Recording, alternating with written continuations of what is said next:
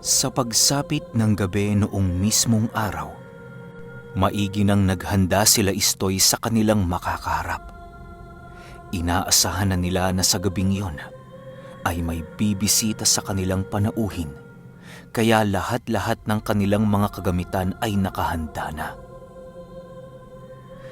Habang naghihintay sila sa paglalim ng gabi, pinili nilang magmasid sa bawat siwang ng tahanan upang masipat ang buong paligid.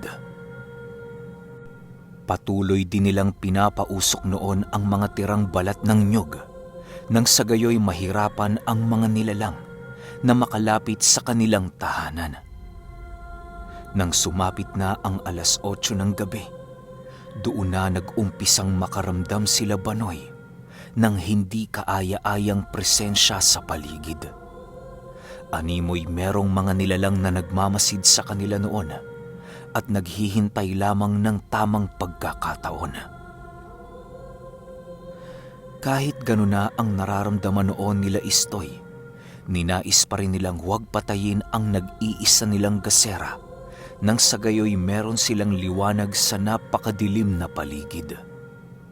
Habang patuloy silang nagmamatsyag, bigla silang nakaramdam ng mga pambabato sa bubong ng kanilang bahay. Nang marinig nila ang ganoong pangyayari, alam nilang nag-uumpisa ng gumalaw ang mga nilalang. Ilang minuto pa ang lumipas, tuluyan na ngang nawala ang mga usok ng balat ng niyog na siyang naging sanhi upang maalarma na sila sa kanilang kinaroroonan. Istoy, maigi mo bang sinara ang pintuan sa may kusina? Tanong ni Banoy. Oho, Manong Banoy. Maayos ho ang pagkakasara ko sa pintong yon. Sagot naman ito. Nang marinig ni Banoy ang kanyang sinabi, napagpasyahan itong magbantay sa kanilang kusina. Ang naging plano nila noon, si Istoy ang magbabantay ng kanilang entradang pinto, samantalang si Banoy naman ang magbabantay sa likurang pinto ng bahay. Habang lumalalim noon ang gabi, napakarami na nilang naririnig na iba't ibang huni sa buong paligid. Sinasabayan na din yon ng mga pagbubungkal sa lupa at mga pag-iyak ng iilang aswang. Lahat ng mga asong malapit noon sa pamamahay nila Banoy, hindi na iiwasang magsialulungan dahil sa dami ng mga aswang sa kanilang baryo. Habang patuloy nilang pinagtitimpian ang mga nilalang, wala naman silang ibang ginawa kung hindi ang makiramdam habang patuloy na nagdadasal. Ilang minuto pa ang lumipas, biglang nakarinig itong si Istoy ng paglagabog sa kanilang bubungan. Sa bawat pag-apak nitong ginagawa sa kanilang bubong, patuloy itong nag-aangil at humihinga ng napakalalim. Kahit nais na noong pagbabatuhin ni Istoy ng tigalpo ang mga ito, ay pilit niya pa ring pinipigilan ang kanyang sarili alinsunod sa sinabi ni Banoy. Maaari kasing yon ang maging hudyat sa mga aswang na puwersahan ng pasukin ang kanilang pamamahay. Nang maramdaman nilang medyo lumalapit na ang mga nilalang sa kanilang bakuran, doon na sila nag-umpisang sumilip sa siwang ng kanilang pamamahay. Maniwala kayo o hindi, pagsilip ni Istoy sa siwang na yon, bumungad sa kanya ang 3 mapuputing babae na butot balat na ang buong pangangatawan. Nakatingin lamang yon sa labas ng kanilang bakuran habang patuloy nilang hinahawakan ang kani-kanilang mahahabang buhok. Sa pagsilay ni Istoy sa mga nilalang na yon, doon niya nasipat ang 3 asong merong matutulis na mga buhok at namumulang mga mata. Nakaupo lamang yon katabi ng mga babae habang patuloy na nakatitig sa bahay nila Istoy. Ilang minuto pa ang lumipas, biglang gumalaw na ang mga aso na siyang labis namang ikinagulat ni Istoy.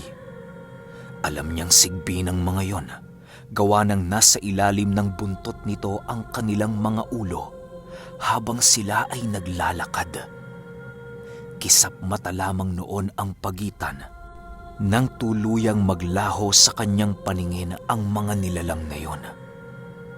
Matapos niya itong masilayan, muling bumungad sa kanya ang tatlong lalaki na patuloy sa pagkapang. Hindi na niya ito masyadong nasisipat sa kadahilanang ikinukubli ito ng mga matataas na talahib sa paligid. Ilang minuto pa ang lumipas, biglang bumungad sa siwang na kanyang pinagsisilipan ang isang nilalang na merong napakakapal na putik sa kanyang pagmumuka. Panay ang ginagawa nitong paghagikgik na para bang merong nakakatuwa sa kanyang ginawa. Dahil sa ginawa nito, labis-labis itong ikinagulat ni Istoy sa kadahilanang kahit alam niyang malapit ang nilalang na yon sa dingding ng kanilang tahanan, ay hindi niya pa rin nagagawang marinig ang bawat pag-aapak nito sa lupa. Nang hindi na niya nagawa pang pigilan ang kanyang sarili, ay nagawa niyang makapag-usal ng isang tigalpo na siya rin namang sumambulat sa pagmumuka nito. Sa sobrang lakas ng tigalpong yon, ay halos tumilapon ang katawan ng nilalang habang patuloy itong sumisigaw. Pagbagsak nito sa lupa, agad din naman itong nilapitan ng kanyang mga kauri upang ito ay matulungan. Kitang-kita noon ni Istoy ang labis na paglalaway ng bibig nito na para bang hindi nito nakakayang makahinga ng maluwag. Nang maramdaman ni Banoy ang ginawa ni Istoy, dali-dali niya itong nilapitan upang kausapin. Istoy! Anong ginawa mo? Tanong ni Banoy. Nang marinig ito ni Istoy, hindi naman niya nagawang makasagot dahil sa labis na pagkabigla. Pasensya na ho, Manoy Banoy. Nabigla ho kasi ako eh. Sagot naman ni Istoy. Nang marinig ni Banoy ang sinabi nito, wala na siyang nagawa kung hindi ang maghanda na lamang sa maaaring mangyari. Pilitin niya mang magalit noon kay Istoy, ay hindi na nito mababago ang kanyang ginawang pagkakamali. Ilang minuto pa ang lumipas, doon na unti-unting nagbago ang kaganapan sa buong paligid. Matapos mag-alulong ng tinigalpo ni Istoy, ay ang pagsugod naman sa kanilang pamamahay ng iilang kasama nito. Sa sobrang dami ng tumatakbo sa kanilang bakuran, ay halos hindi nila magawang mahulaan ang bilang ng mga ito. Nang tuluyan na itong nakalapit sa dingding ng bahay, panay naman ang ginagawa ng mga itong pagkalampag na para bang nais nilang palabasin ang dalawa nilang kalaban. Hindi naman ito gaanong pinansin nila Istoy sa kadahilanang alam nilang dehado sila noong mga sandaling yon. Habang patuloy silang ginagambala ng mga aswang, ninais na lamang nilang dalawa na lumuhod upang magdasal sa Panginoon. Yun na lamang ang naisip nilang paraan nang sa gayoy makakuha sila ng dagdag na lakas sa kabila ng mga kaganapan. Ilang minuto pa ang lumipas, biglang natigilan sila Istoy nang marinig nila ang isang lalaking nagsasalita habang dahan-dahang lumalapit sa kanilang kinaroroonan. Pamilyar kay Istoy ang boses na yon, kung kaya't ninais niyang ito ay pakinggan ng maigi. Nang mapagtanto niyang si Manong Miguel na ang nagsasalita, doon na siya nakaramdam ng labis na galit sa kanyang dibdib. Animoy ang lahat ng takot niya noon ay biglang nawala sa kadahilan ng galit na ang pumangibabaw sa kanya. Kahit nararamdaman noon ni Istoy ang init ng tangkay ng puno, hindi niya ito gaanong pinapansin. Ilang minuto pa ang lumipas, nakarinig sila ng isang mahinang pagkatok sa entradang pinto ng kanilang tahanan. Ramdam ni Istoy na si Manong Miguel ang kumakatok sa kadahilanang walang kakayahan ang mga aswang na basagin ang nakabaong tahanan ng pagong sa kanilang pintuan. Sino yan? Galit na wika ni Banoy. Tao po! Nandyan ba si Istoy? Sagot naman ng lalaki. Nang marinig ito ni Istoy, agad din naman siyang lumapit sa pintuan. Nais niyang silipin noon ang kanilang panauhin upang makumpirma ang pagkakakilanlan nito. Ilang minuto pa ang lumipas, doon sumambulat kay Istoy ang napakatandang pagmumukha ni Manong Miguel. Kung titingnan ng kaanyuan nito, ay para na itong uugod-ugod na hukluban dahil sa katandaan. Subalit, alam ni Istoy na ang lahat ng yun ay isa lamang pagbabalat kayo ni Manong Miguel. Ramdam na ramdam niya sa buong katawan nito ang nag-uumapaw niyang kapangyarihang bigay ng mga mutyang kanyang ninakaw. Halos ang karamihan sa mga mutya ni Manong Miguel ay purong ibinaon nang sa gayoy hindi siya mahirapang makipag-isa sa mutya at sa gabay nito. Istoy! Kumusta ka na? Kumusta na si Lolo?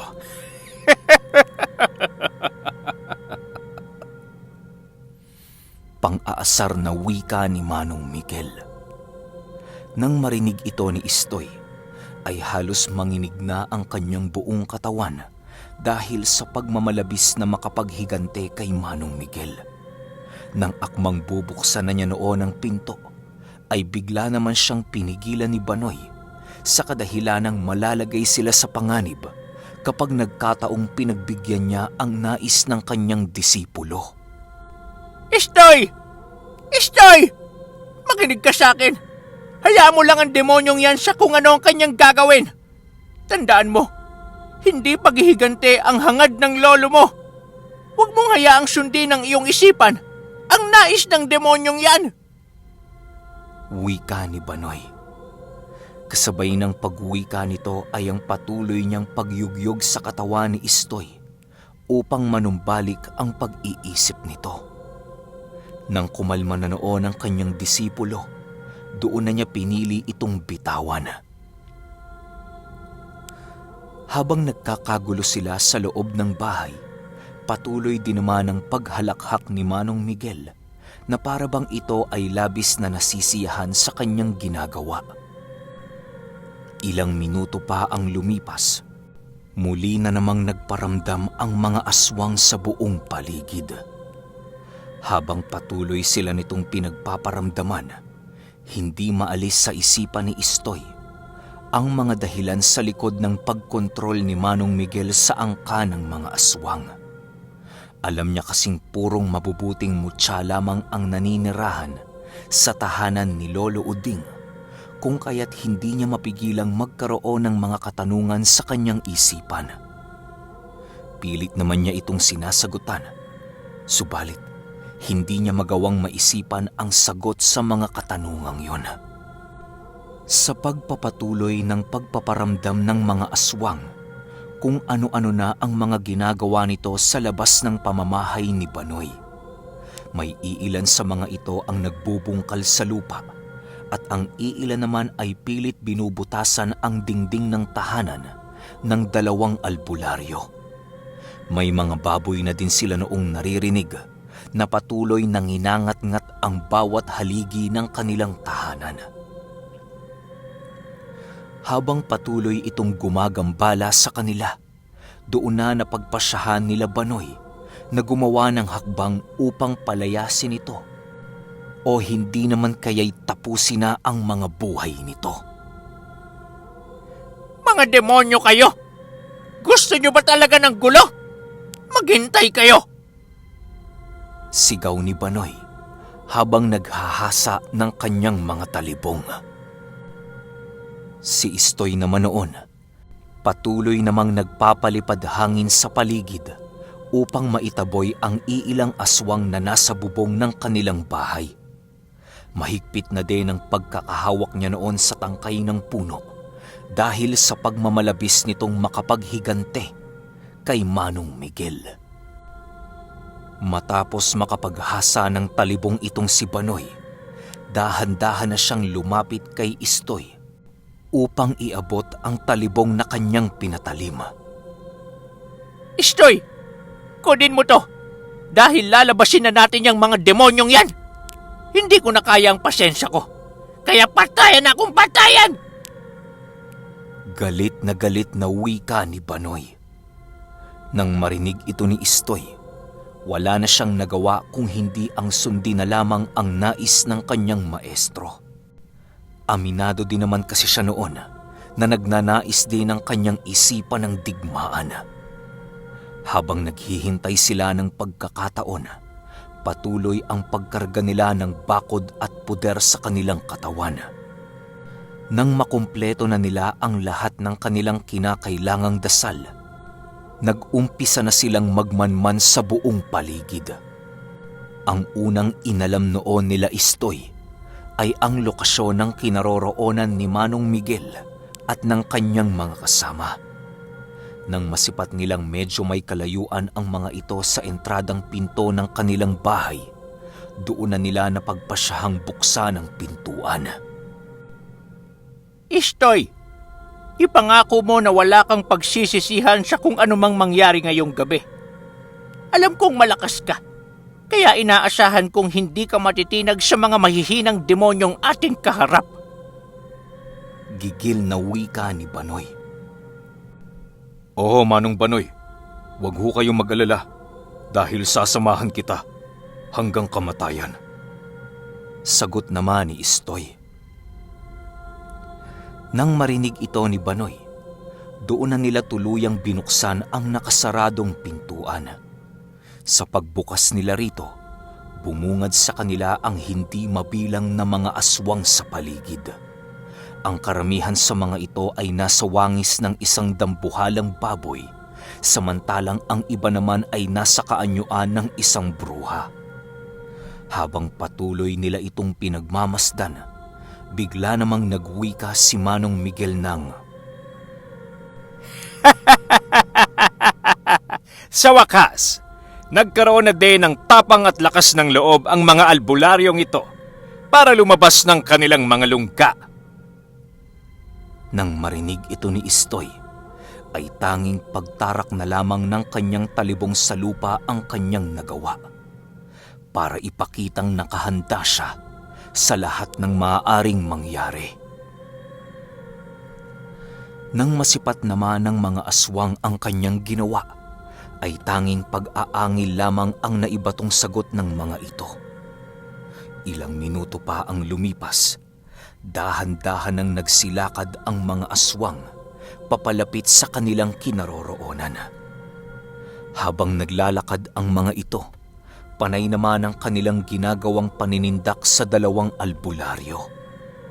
Nang masipat ni Banoy ang paglapit ng mga nilalang, buong lakas naman silang naglakad upang salubungin ang paglapit ng mga ito.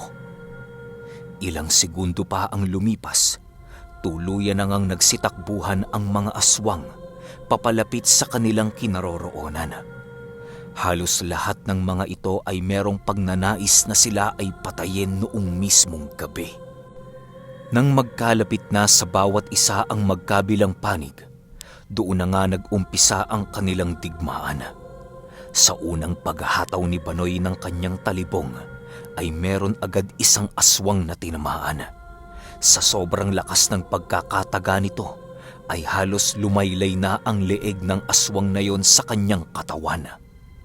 Nang masipat ito ng kanyang mga kauri, tanging pagsigaw na lamang ang nagawa ng mga ito habang patuloy nitong sinusugod sila Istoy. Sa bawat pagsunggab ng mga ito, patuloy din naman ang paghataw ng dalawa gamit-gamit ang kanilang sundang. Nang masipat ni Istoy ang paglapit sa kanya ng isang baboy ramo, Agad naman niya itong sinalubong habang itinutuon ang kanyang buong lakas sa talibong na kanyang hawak. Nang magkalapit na sila sa bawat isa, walang awa naman itong pinagtatataga sa ulo ni Istoy, hanggang sa tuluyan na itong maligo sa sarili niyang dugo. Kahit nang hihina na noon ang baboy ramo, hindi pa rin ito nagawang tantana ni Istoy hanggat hindi pa lumalaylay ang ulo nito sa kanyang katawan. Ilang minuto pa ang lumipas, bigla na lamang humandusay ang baboy ramo sa kanyang kinatatayuan nang wala ng buhay. Ang tanging nagagawa na lamang ng nilalang na yon ay ang umungol ng malalim habang dahan-dahan itong nalalagutan ng kanyang hininga. Sa pagpapatuloy ng kanilang pakikipaglaban, paisa-isa nang nalalagasan noon ang panig ng mga aswang. Pagsilay ni Istoy sa kanyang maestro, nasipat niyang meron na itong mga malalalim na sugat sa kanyang buong katawan. Ang labis pang nagpapabahala noon kay Istoy ay ang pagsipat niya sa isang kahoy na nakatarak sa kaliwang binti ni Banoy. Alam niyang napakasakit ng sugat na yon, ngunit nagagawa itong ipagsawalang bahala ng kanyang maestro. Istoy! Huwag mong ibaba ang iyong depensa! Pagkatatandaan mo ang sinabi ko sa'yo kanina. Kahit anong mangyari, huwag na huwag mo akong tutulugan. Unahin mo ang iyong sarili sa lahat ng pagkakataon. Sigaw ni Banoy habang patuloy na may sumasaksak sa kanyang katawan. Kasabay ng pag-uwika nito ay ang patuloy naman niyang pagtataga sa mga aswang na nasa paligid. Ilang minuto pa ang lumipas, biglang nasipat ni Istoy ang gabunan ng mga aswang na dahan-dahang lumalapit sa kanyang kinaroroonan. Paglalarawan niya rito, meron itong mahahabang mga binti at mga malalaking kalamnan sa kanyang buong katawan. Maiitim din ang mga balat nito at meron itong napakahabang buhok na halos sumayad na sa lupa. Nanlilisik din ang mga mata ng nilalang na yon at meron itong braso na abot hanggang sa kanyang tuhod. Kasing taas din ito ng isang ganap na puno ng mangga na siyang labis na ikinabahala ni Istoy. Sa pagkakataong yon, alam niyang kapag hindi niya nagawang ilabas ang abilidad ng tangkay ng puno, ay maaaring magiging kabayaran nito ang kanyang buhay. Bago pa man tuluyang makalapit ang nilalang na yon, nagawa ng mabauna ng dasal ni Istoy ang tangkay ng puno.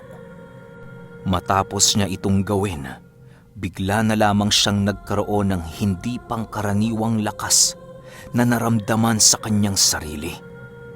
Alam niyang yun na ang abilidad ng mutya, kung kaya't nilubos-lubos na niya ang pagkakataon. Nang masipat niyang sumugod na ang gabunan ng mga aswang, agad din naman niya itong sinalubong habang patuloy na hinuhulaan ang magiging pag-atake nito. Nang mapansin niyang gagamitin nito ang kanyang matatalas na mga kuko, agad naman itong inilagan ni Istoy. Dahil sa ginawa niyang pag-ilag na yon, kung kaya't nagawa niyang maundaya ng saksak ang aswang sa kaliwang tadyang nito. Sa pagtarak ng kanyang talibong, ay ang pagsigaw naman ng aswang dahil sa sakit nitong nadarama. Agad din itong kumaripas ng takbo papalayo sa kanyang kinaroroonan, gawa ng patuloy pa ring nakatarak sa kanyang tadyang ang talibong ni Istoy. Alam niyang hindi makakaligtas ang aswang na yon dahil sa mga baon niyang sumpa sa kanyang sandata. Nang masipat ito ng iilang aswang, pinili ng mga ito na umatras ng bahagya upang matulungan nila ang gabunan ng kanilang lahi. Nang tuluyan ng humupa ang digmaan, doon na pinuntahan ni Istoy ang nanghihinang si Banoy. Sa paglapit niya rito, nadatnan niya itong nakaluhod sa lupa habang nakahawak sa kanyang talibong. Patuloy din noon ang pagtulo ng kanyang dugo na para bang wala na itong katapusan. Manoy Banoy! Manoy Banoy! Ayos lang ho ba kayo? Kaya nyo pa ba? Tanong dito ni Istoy habang binubuksan ang mga garapon na merong lamang langis. Kahit nanginginig na noon ang kanyang mga kamay dahil sa takot, pinili niya pa ring tulungan ang kanyang itinuring na maestro upang magawa niya itong mailigtas sa tiyak na kapahamakan. Hindi na rin niya noon ninais pang pagbigyan ng atensyon si Manong Miguel dahil sa mas prioridad niya noon si Banoy. Ilang minuto pa ang lumipas, tuluyan na ngang humiga si Banoy sa lupa dahil sa labis na panghihina.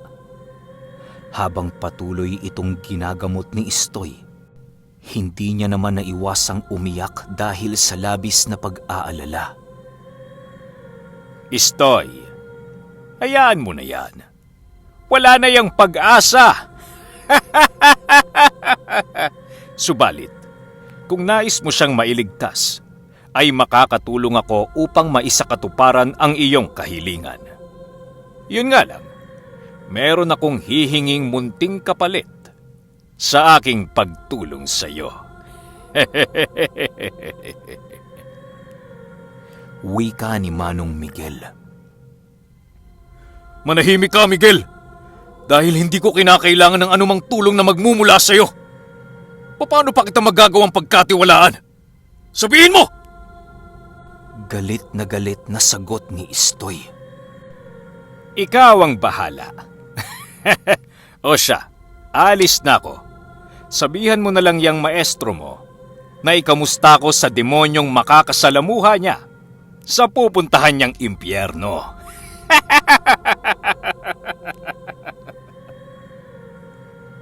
Sagot naman ni Manong Miguel. Kasabay ng pag-wika nito ay ang agad naman niyang paglisan sa bakuran nila Istoy. Sa pag-alis nito ay ang pagtahimik naman ng buong paligid na tanging mga kulisap na lamang ang kanilang naririnig. Habang patuloy na ginagamot ni Istoy si Manong Miguel, ay rinig na rinig pa rin niya ang pagsisigaw ng mga aswang sa nyugan. Halos lahat ng mga sigaw nito ay merong galit sa kanilang mga puso dahil sa nalalapit na kamatayan ng kanilang gabunan. Nang magkaroon na ng lakas si Banoy na tumayo, agad din naman itong inalalayan ni Istoy papasok ng kanyang tahanan. Okay, grabe kinabahan ako. Akala ko mamamatay si Banoy kasi pinagsasaksak na tapos buhay pa rin, Siguro dahil doon sa daladalang gamot din ni Istoy, di ba? Yung finale baka mamayang gabi or hapon. Depende ko ng oras yung uwi ko. Pero pahintay na lang ako. Yun lang. Salamat.